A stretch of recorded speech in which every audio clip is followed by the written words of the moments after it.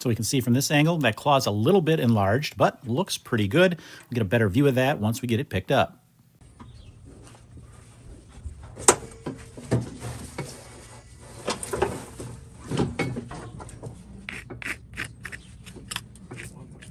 You'll notice a couple things as we get this claw cleaned up. One, that double block has fallen off, which is good. We don't want it on there that long. It's been about 3.5 months since we looked at her last.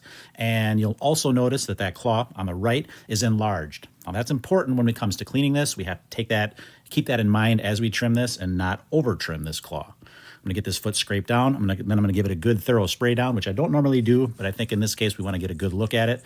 Spray that down and we'll be able to see exactly where that pedal bone was when we pulled it out.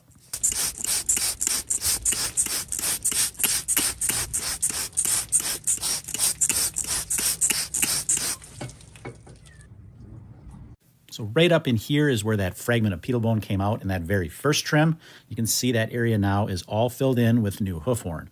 It looks a little ragged, but we're gonna get that cleaned up and you'll be able to see it a little bit better.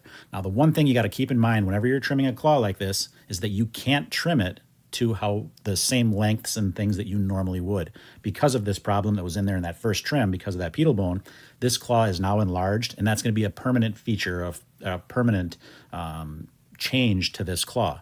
So I have to trim that accordingly. I'm not going to be able to take off as much as I normally would. I'm not going to balance this out how I normally would because her new normal has changed. So you'll notice one of the things that I do is I'll leave this sole a little bit thicker.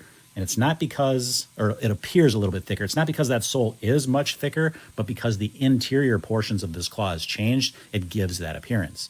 The other thing you're going to notice is when I trim the toe here, I'm not going to take it all the way back or what it looks like I should from the bottom. But what you will notice when I put this foot down and we get a good look at it from the top is that these toe lengths are actually the same. So once again, that's how the anatomy of these feet change. You have to be able to read that and make that decision when you're trimming it. Otherwise, you're going to over trim a claw like this.